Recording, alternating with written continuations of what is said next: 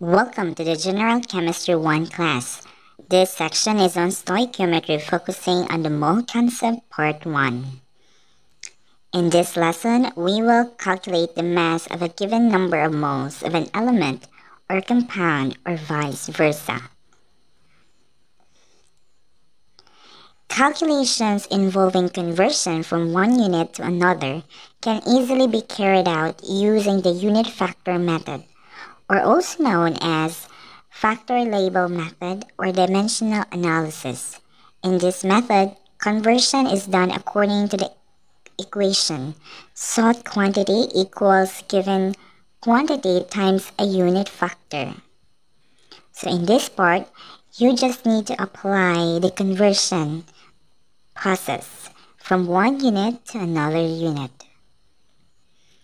Just like this. The unit factor or conversion factor is a ratio of two equivalent quantities which aims to cancel the unit of the given quantity and convert it to the desired unit. For instance, if you want to convert 42.5 inches to centimeters, we use the unit factor that establishes relationship between measurement in inches and centimeters. In this case, the useful conversion is that there are 2.54 centimeters for every inch. Since we want to convert 42.5 inches to centimeters, the unit factor is 2.54 centimeter over 1 inch.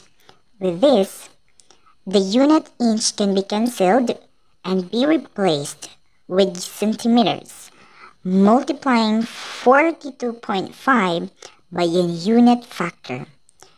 We got 107.95 centimeters. This means 42.5 centimeters equals 107.95 centimeters. The molar mass shows the relationship between the mass and the number of moles of a substance. With this, the molar mass can serve as the unit factor for converting the mass to the number of moles or vice versa. Let's have the first example. What is the mass in grams of 0.0245 moles of uranium? To solve for the problem, let us multiply the given mole or the given number of moles, which is 0.0245 moles, by the unit factor, which is the molar mass of the uranium, which is 238.03 grams per mole. Note that in the unit factor, the mass of 238.03 grams uranium is at the numerator, while 1 mole of uranium is at the denominator. In order to cancel the unit moles of uranium in the given amount, have it converted to mass in grams. Solving for the mass of the uranium, we get 5.83 grams. So again, just like the pattern for the molar mass, you need to follow the formula in order to get the mass of uranium. Let's have the example number 2. In example number 2, how many grams are there in a 2.18 mole sample of potassium chloride? To solve this problem, we need to calculate the molar mass of the potassium chloride. First, since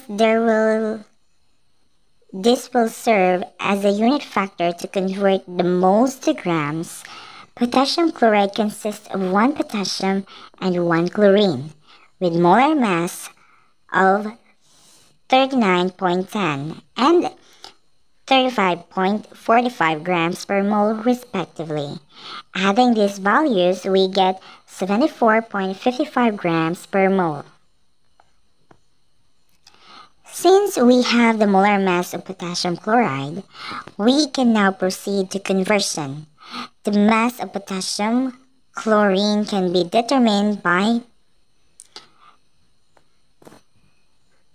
The mass of potassium chloride can be determined by multiplying 2.18 moles of potassium by the molar mass, 74.55 grams per mole. The mass of 74.55 is at the numerator, while 1 mole is at the denominator.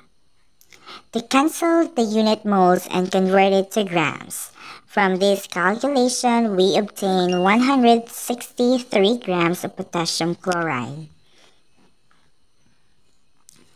Example number 3. How many moles are there in 21.47 grams of zinc? This time, what is given is the mass of substance to be converted to moles. To deal with problems like this, let us aim to cancel the unit grams zinc in the given amount.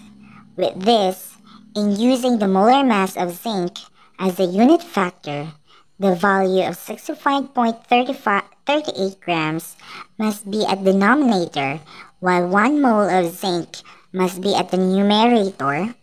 In simpler words, to get the number of moles, divide the given mass of zinc by the value of the molar mass to get the amount of 0.3284 moles of zinc.